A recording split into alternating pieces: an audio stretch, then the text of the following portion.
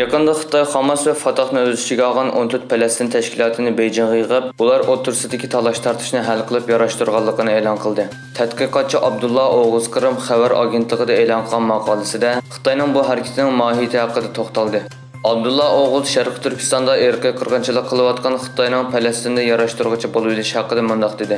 Nihoyat aniqki, meningcha Xitoyni qizil terrorlik davlati deyish xato emas. Xitoy islomning barliq izlarini butunlay yo'qotish va u yerdagi musulmon turk millatini xitoylashtirish uchun 2016-yildan boshlab Sharq Turkistonda irqiy qirg'inchilik olib bordi. Nihoyat aniqki, bu islom va musulmonlarga qarshi urush. Shunglashqa Xitoyning Falastinni qo'llaganligini baholashda bu nuqtaga ahamiyat berish intayin muhim. Xitoy ham irqiy qirg'inchilik jinoyatini yoshirish ham Amerikaga qarshi ko'zirga ega bo'lish uchun Falastin masalasini qo'llamoqda. Kam deganda 6 davlatdan kelgan parlament a'zolari Xitoy diplomatlarining ularga Tayvanda o'tkaziladigan yig'inga qatnashmaslik haqida besim qilayotganligini oshkorladi. Ma'lum bo'lishicha, ularning 3 nafari Yevropa davlatlaridan kelgan parlament a'zolari ekan. Xabar qilinishicha, Slovakiya, Shimoliy Makedoniya, Bosniya, Hersegovina, shundaqla Boliviya va Kolumbiyadagi siyosatchilar o'zlarining Tayvanning poytaxti Taybiga berish planiga zid keladigan uchur telefon va jiddiy uchrashish talablarini topshirib olganligini aytdi. Dushanba kuni boshlangan bu yig'inni 35 davlatdan kelgan yuzlagan parlament a'zolaridan tashkil topgan Xitoyga qarshi parlamentlararo ittifoq tashkillagan. Sharq Turkiston uchur markazining mas'uli Abdujalil Qarqash bu haqda bayonot e'lon qilib mundaq dedi.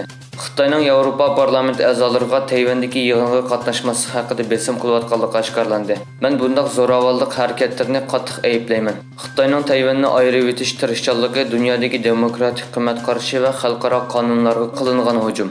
Bu ahvol Xitoyning Sharq Turkistondagi Uyg'urlarga solgan besimining namoyandasi. Men xalqaro jamiyatni Xitoyning bu zolim siyosatlariga qarshi texnik kuchli va texnik qat'iy pozitsiya tutishga taklif qilaman. Yaponiya, Amerika, Avstraliya va Hindistonning yuqori darajalik diplomatlari Tokioda jam bo'lib, Xitoy bilan bo'lgan ziddiyat kuchayotgan bir paytda Hind Tinch okean rayonining dengiz bexatarligi va tor bexatarligini kuchaytirish uchun bexatarlik masalasi va hamkorlikni muzokara qildi. Yaponiya tashqi ishlar ministri Yoko Kamikawa sahibxonlik qilgan yig'inda Amerika davlat ishlar kotibi Antony Blinken, Avstraliya tashqi ishlar ministri Penny Wong va Hindiston tashqi ishlar ministri Subrahmanyam Jaishankar Janubiy dengizdagi jiddiylikning kuchayotganligini ta'kidladi. Suhbat yakshanba kuni Yaponiya bilan Amerika o'rtasida o'tkazilgan ikki qo'shilgan ikki bexatarlik uchrashuvidan keyin boshlandi. Ikki davlatning diplomatlari Xitoyni eng chong strategik raqobat deb tasvirlagan edi. Turkiya prezidenti Recep Tayyip Erdo'g'an yakshanba kunidagi so'zida Falastinlarga vakolatan Isroilning G'azza rayonidagi hujumga aralashishi mumkinligini aytgandan keyin ikki davlat o'rtasida jiddiylik kuchaydi. Erdo'g'an Isroilning hujumlarining ko'payishiga qarshi turib mundaq dedi. Biz u yerga kira olamiz. Xuddi Qorabog' va Liviyaga kirganga o'xshash, biz qilolmaydigan hech yo'q.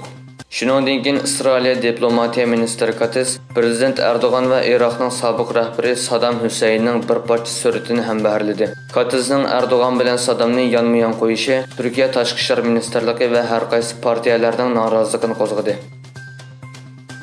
Qozog'iston sayohat va tantarbiya ministrligi 2023-yili bu davlatga kirgan chet ellik sayohatchilarning soni to'g'risidagi sonliq ma'lumotlarni ham baharladi. Qozog'iston o'tgan yili 9.200.000 chet ellik sayohatchi kutib olgan bo'lib, ular qo'shni davlatlardan boshqa Hindiston, Xitoy, Germaniya, Koreya va Arab Birlashma Xalifaligidan kelgan. Belgilanishicha, 2022-yili 18.000 ga yaqin Xitoy fuqarosi Qozog'istonni ziyorat qilgan bo'lib, bu son bultur 370.000 ga yetgan. O'tgan yili Hindistondan 78.000 odam Qozog'istonni ziyorat qilgan. Germaniya sayohatchilarining bu davlatga bo'lgan qiziqishi oshgan. Bu mezgilda 85.000 Germaniya fuqarosi Qozog'istonga kelgan. Hindiston va Germaniyadan keyin 36.600 sayohatchi bilan Koreya, 10.500 sayohatchi bilan Arab Birlashma Xalifaligi yer olgan. Venezuela davlatlik saylam kengashining raisi Elvis Amoroso bilet sanduqining 80%ning ochilganligini va 10 kandidat qatnashgan prezident saylovida buyuk vatanparvarlik qutubi nomzodi Nicolas Maduroning g'alaba qilganligini e'lon qildi. Dastlabki natijaga qaraganda Maduro 51.20% bilan 3-qatim prezident saylovida g'alaba qilgan.